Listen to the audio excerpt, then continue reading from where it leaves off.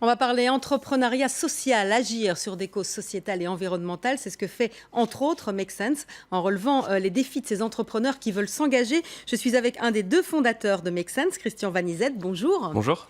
Alors, expliquez-nous, si on veut résumer, Make Sense, c'est un réseau d'entrepreneurs qui veut sauver la planète, c'est ça ? Et qu'on va connecter avec 25 000 bénévoles. Donc en fait, le principe de Make Sense, on a un site internet, www.makesense.org, sur lequel les entrepreneurs sociaux, donc qui se sont déjà engagés, vont poster des défis qu'ils proposent à nos bénévoles de résoudre. Et donc du coup, vous vous connectez, vous choisissez, par exemple, j'habite à Paris, je suis intéressé par l'éducation, et on va vous proposer le projet d'un entrepreneur dans l'éducation que vous allez pouvoir aider. Donc vous mettez des gens en rapport avec des autres, c'est ça ? Voilà, c'est un peu comme Tinder, sauf qu'au lieu de mettre en rapport des hommes et des femmes ou autres, on met en rapport des bénévoles avec des projets qui font du bien à la planète. Comment ça vous est venu, cette idée ?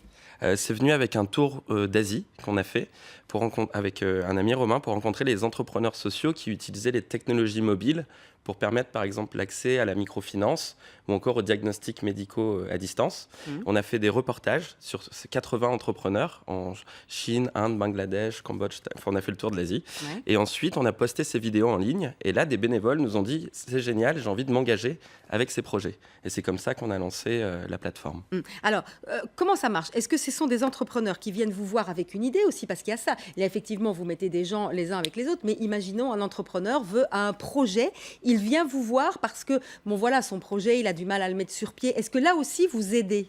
Donc on a, en plus de la plateforme qui mobilise les bénévoles, on a monté des incubateurs de projets d'entrepreneurs sociaux ou d'associations. Donc il y en a un à Paris, qui actuellement, l'appel à candidature est ouvert pendant encore un mois, et vous allez pouvoir candidater. Donc par exemple, on a un projet qui s'appelle Le Carillon, qui permet à des restaurants de proximité d'offrir des services aux personnes sans domicile fixe et sans abri. Donc il va y avoir des autocollants sur la façade du restaurant qui va leur montrer quels services ils peuvent avoir accès dans ce restaurant. Donc c'est un des projets qu'on incube. Il y en a un deuxième qui s'appelle Love Your Waste, qui va récupérer le gaspillage alimentaire dans les restaurants et les cantines et le transformer en énergie. Et du coup, c'est pour tous les porteurs de projets qui souhaitent améliorer un petit peu la planète, vont pouvoir postuler à nos incubateurs. Et quand le projet commence à être solide, on le met sur la plateforme et là, des bénévoles peuvent tenter de l'aider. Alors, moi, je suis allée voir sur votre site et j'ai vu que vous faisiez des hold-up avec des gangsters. Qu'est-ce que ça veut dire, ça ? Pour les gens qui ne connaissent rien, c'est vrai que, bon, un hold-up, on est un peu surpris de voir ces termes-là associés à Make Sense. Parce qu'en fait, pour vous mobiliser pour aider un projet, vous allez avoir par exemple un projet qui va vous dire « Moi, je fais un bateau pour aller sauver les réfugiés qui essayent de traverser en Méditerranée, mais j'ai besoin d'idées pour ma campagne de mobilisation sur les réseaux sociaux pour lever des milliers d'euros. » Donc vous allez poster ce défi sur la plateforme et là, les bénévoles vont devoir organiser un hold-up. Donc en fait, c'est un atelier de créativité de 2 heures dans lequel ils vont produire 100 idées de visuels sur les réseaux sociaux, de scripts de vidéos, afin que l'entrepreneur puisse l'utiliser. On appelle ça un hold-up parce qu'on prend les idées des citoyens et des bénévoles et on les donne à l'entrepreneur social. Alors, ces bénévoles, eux, donc, il faut bien faire la différence entre les bénévoles qui, eux, veulent s'engager et puis les entrepreneurs qui, eux, ont un modèle économique. Oui, les entrepreneurs qu'on va choisir sur Make Sense sont à la frontière entre les associations et les entreprises parce qu'ils vont résoudre un problème, mais avec un modèle économique derrière. Et donc, on va leur demander d'essayer de travailler leur modèle économique. Donc, par exemple, Love Your Waste va vendre des prestations aux cantines ou aux fournisseurs d'électricité pour pouvoir récupérer la nourriture et la transformer en énergie. Ou le Carillon va avoir des partenariats avec les restaurants de proximité parce qu'en montrant qu'ils s'engagent, ça améliore aussi leur image dans le quartier. Est-ce que vous avez beaucoup de projets comme ça ? Il y en a beaucoup. Donc ça, c'est d'une part. Et puis d'autre part, comment vous les sélectionnez ? Parce que je suppose que vous ne pouvez pas répondre à tous les projets. Donc en France, tous les 6 mois, il y a à peu près 1000 projets qu'on collecte sur la plateforme de Make Sense. Mais ensuite, on va choisir ceux qui sont au moment où ils ont besoin des bénévoles pour les aider. Donc ça va être quand ils ont déjà une première idée de ce qu'ils souhaitent faire. Et ensuite, les critères qu'on a, c'est que l'entrepreneur veut travailler pendant minimum 6 mois sur son idée, qu'il veut construire un modèle économique viable et qu'il a commencé pour résoudre un problème de société ou d'environnement. Et donc, on va vraiment faire ces filtres. Et ensuite, on a des mobilisations qu'on lance sur des thématiques. Donc, par exemple, il y en a 3 actuellement sur le site Internet. Il y a une thématique qui est la mobilisation pour les entrepreneurs qui aident les réfugiés. une deuxième qui est les entrepreneurs qui transforment les déchets en nouvelles ressources, et une troisième qui est l'accès à l'éducation grâce au digital. Et donc, sur ces thématiques, en tant que bénévole, vous allez voir 45 projets en Europe et au Moyen-Orient qui aident à résoudre la crise des réfugiés. Et ça vous permet de voir qu'en fait, toutes les solutions existent et sont portées par la société civile. Et vous pouvez choisir d'abord d'aider le bateau en mer Méditerranée qui fait le sauvetage en mer, et ensuite d'aider l'association qui les aide une fois qu'ils arrivent en France à trouver un logement. Alors effectivement, j'avais vu que Make Sense faisait des petits, avait aussi une école, la Sense School aussi pour les étudiants. Donc vous essayez aussi de travailler en amont.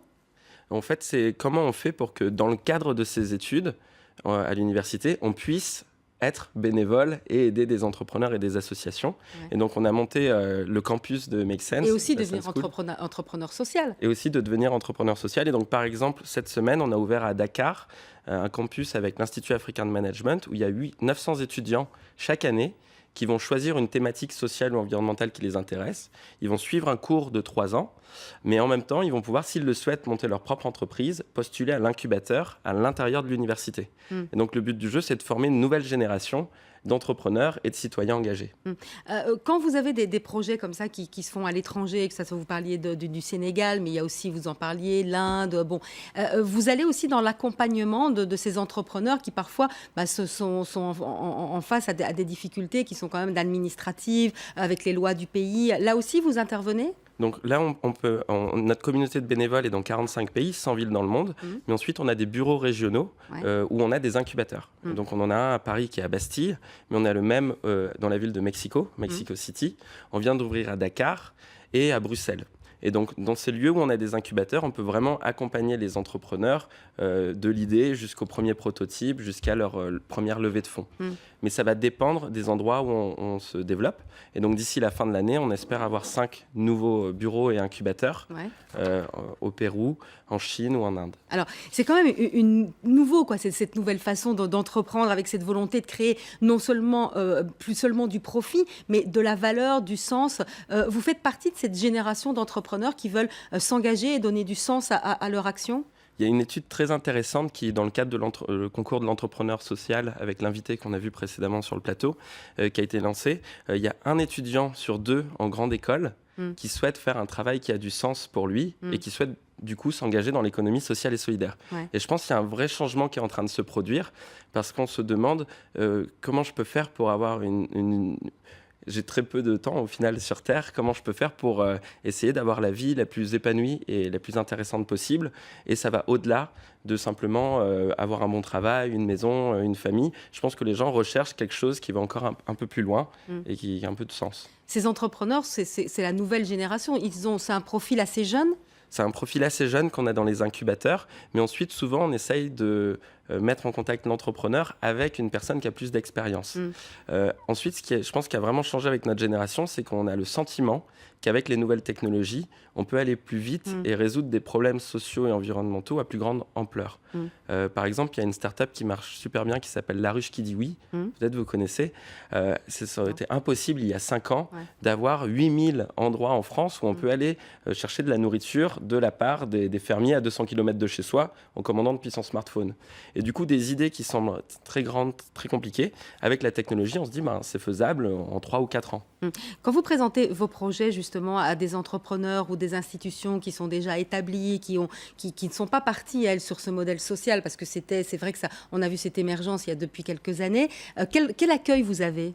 L'accueil est très favorable. Il y a à peu près 1 an et demi, on s'est fait contacter par le ministère de la Jeunesse et le cabinet du président.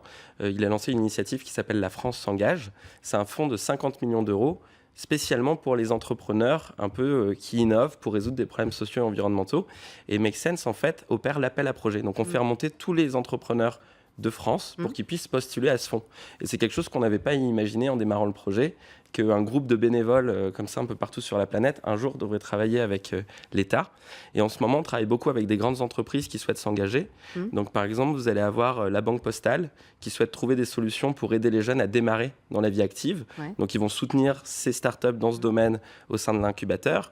Vous allez avoir Cisco qui veut qu'on utilise l'Internet des objets qui est en train d'émerger comme une technologie qui peut résoudre des problèmes et pas simplement pour collecter des données.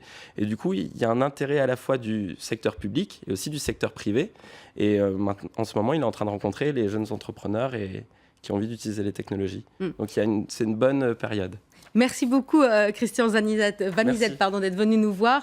C'est vrai que c'est intéressant. On va rappeler peut-être votre site internet. Je ne sais pas s'il s'affiche. C'est donc www.makesense.org. Voilà, si vous avez des projets, il faut vous contacter et puis vous aurez une oreille attentive à tout ça. Et juste que vous avez encore un mois pour candidater à l'incubateur. Voilà, merci beaucoup d'être passé nous voir.